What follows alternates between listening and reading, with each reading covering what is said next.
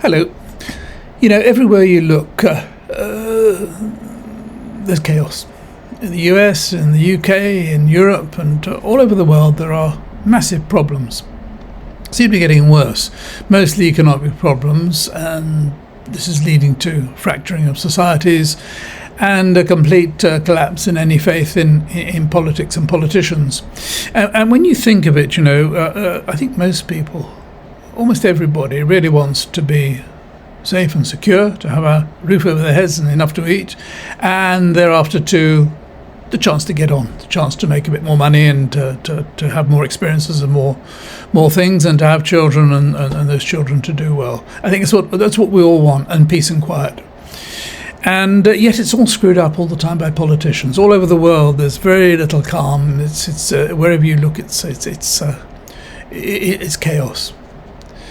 When you look at what's happening in America, what's happening in the economy in the UK, and when you look at what's happening with the wars with Putin and Ukraine, and what's happening in Gaza and everywhere, it seems to be chaos.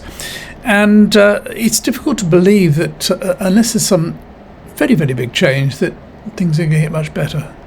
The rot's kind of set in.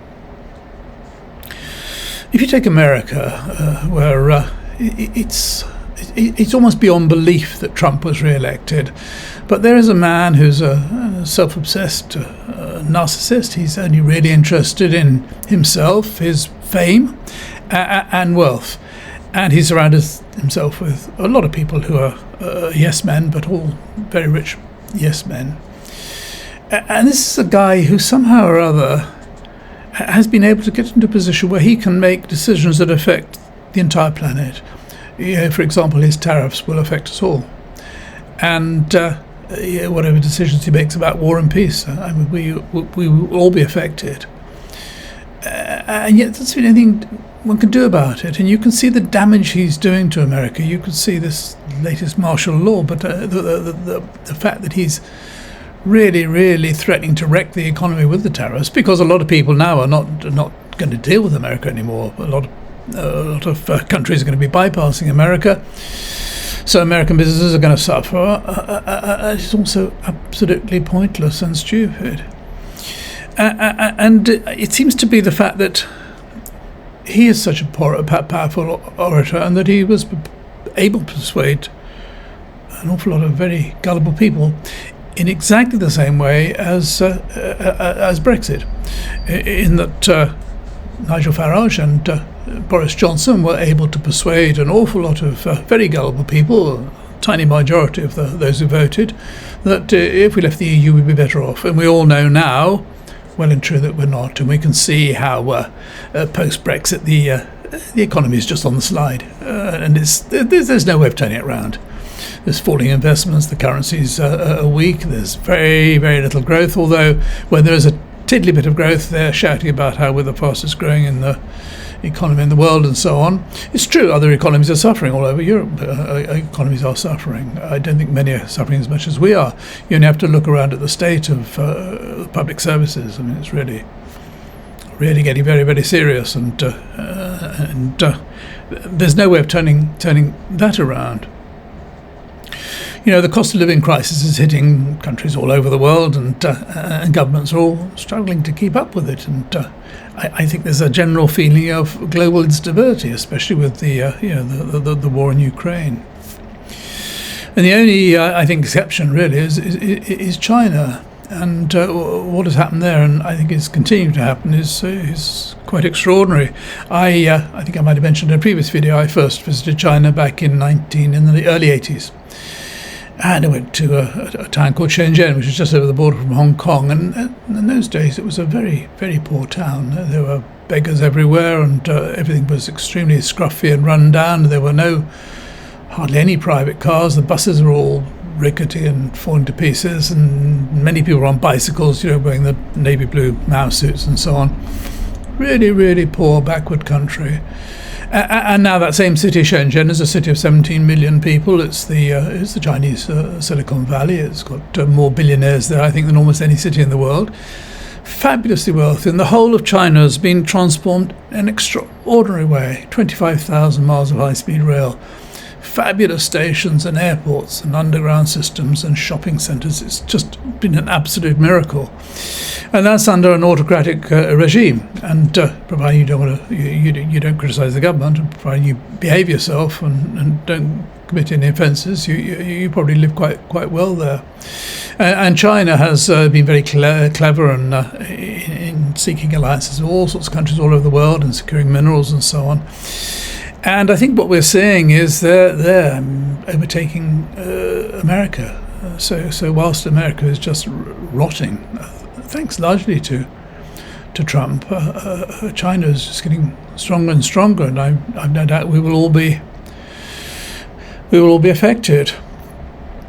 Now, it seems to me there are two big threats apart from economic decline. The first is climate change, and of course people like Trump and his party and reform in the UK thinks all a hoax, and they don't want anything to do with it. And Trump wants to go on burning coal and oil, and this seems almost beyond my life belief, but I think it does point out the stupidity of these politicians.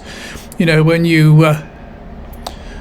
when you hear Richard Tice, for example, saying about it's all a hoax, and that windmills are ugly and so on, and yet every year the temperature gets a bit higher. And is it not possible to figure out that if every year for the last 20, 30 years the temperature has gone up a little bit, it's not going to suddenly stop, that it's going to go on going up? And what happens when you think forward 20 or 30 years when temperature's another 10 degrees higher or something, or not 10 degrees, 3 or 4 degrees higher? I mean, large parts of the world are going to be uninhabitable. And if we think we've got problem with immigration now, with too many people coming north, wait until things get a lot hotter, and you're going to get millions of people who are going to be moving north simply because they can't survive where they live now. And the other big problem, I think, is this extreme concentration of wealth in very, very few hands. It seems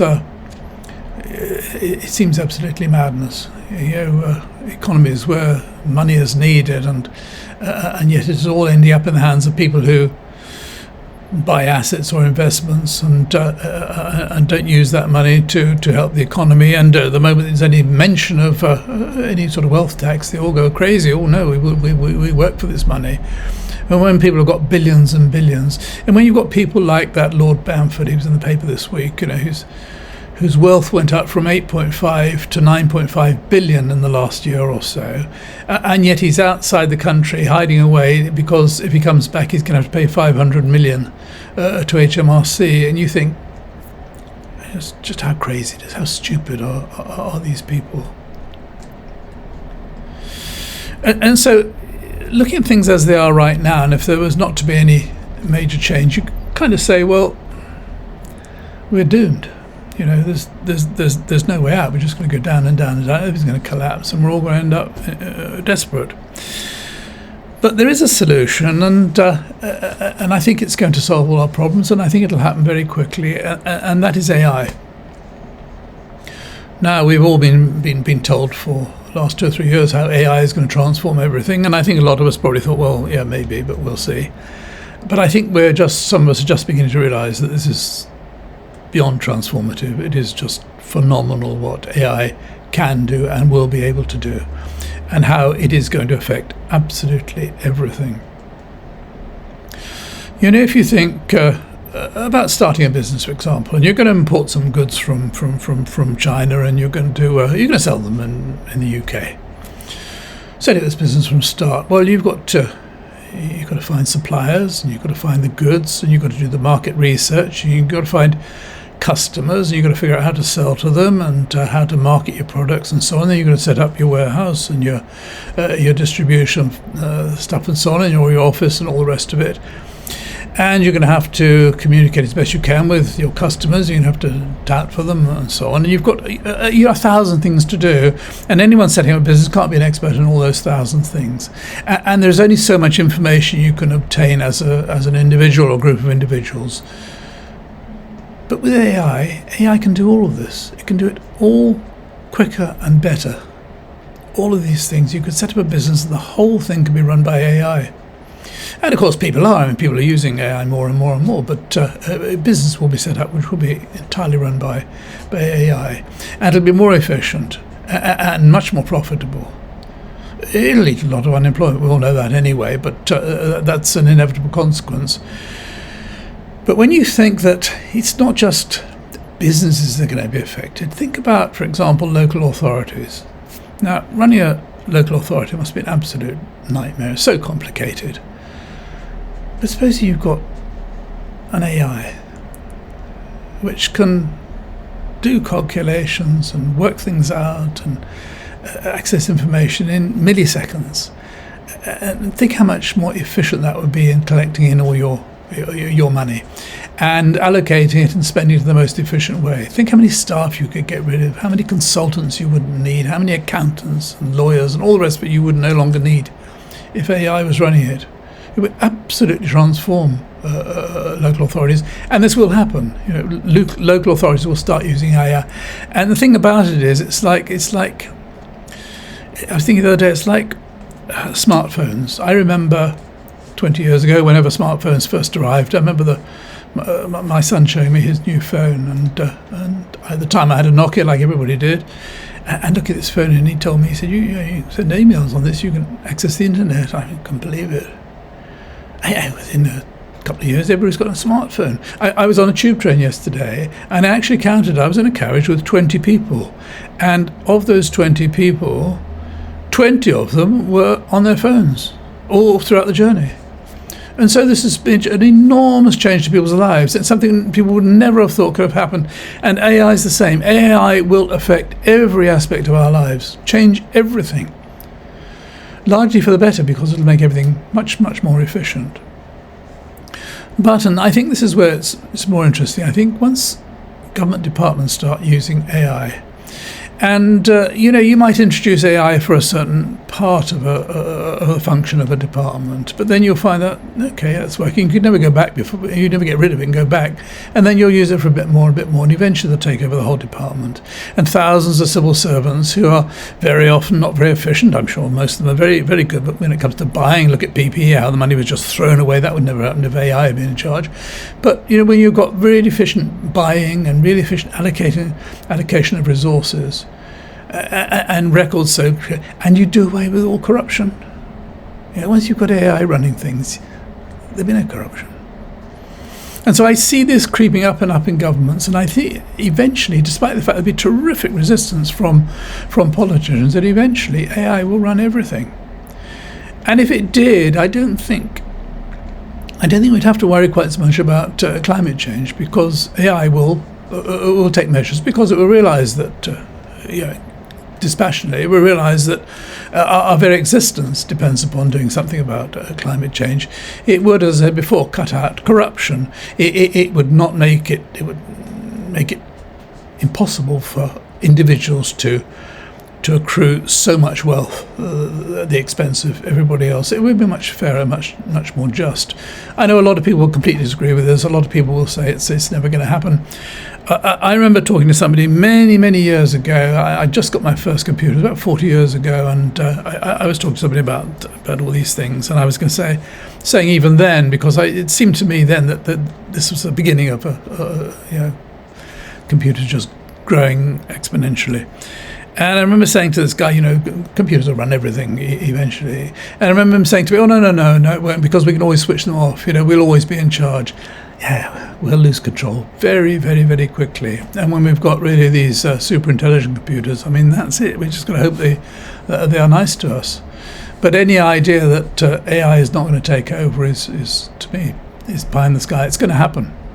And it's going to be very interesting. I think just, for a small example, I think in 20 years' time, I don't think there'll be you won't be able to drive a car on the road. There won't be any cars at all. What you'll do is you'll have an app on your phone. It'll be an Apple or a Meta or a Alphabet or whatever, and you'll key in the postcode where you are and where you want to go, and 5 minutes later a car will appear outside your house and take you wherever you're going. And that seems to be absolutely inevitable. I mean, driverless cars will totally take over, and it'll be a lot better because most people, for most people, a car is quite a big and expensive asset, and it stands idle for probably 95% of the time. You don't spend that much time in your car, and so all cars will be able to be got rid of and replaced by autonomous vehicles. It seems, again, that seems absolutely inevitable. A lot of people will disagree and say, no, it'll never happen, but it will. I bet you in 20 years' time, people will talk about the days when you used to be able to drive your own car, which you're not allowed to do anymore. So anyway, that's really what I think about it. I think there's a sort of race on between whether or not we either blow the world up or create absolute economic collapse, or AI takes over before that happens, and it's going to be quite interesting. Now, I've been prattling on about politics now for 4 years on these videos, and I intend to continue doing so. But at times it gets a bit boring, and I'm starting a new channel in which I want to talk about rather more interesting subjects, such as the future of AI, and such as does God exist, and do we have free will, and all these sort of subjects that we all think about from time to time, but about which there are no definite answers. And so I will let you know a bit more about that next week. I hope to launch it within the next couple of weeks, and I hope it'll generate a bit of discussion and so on. But anyway, that's quite enough from me for today. If you've watched this far, thank you very much indeed, and so until next time, thanks again, and bye for now.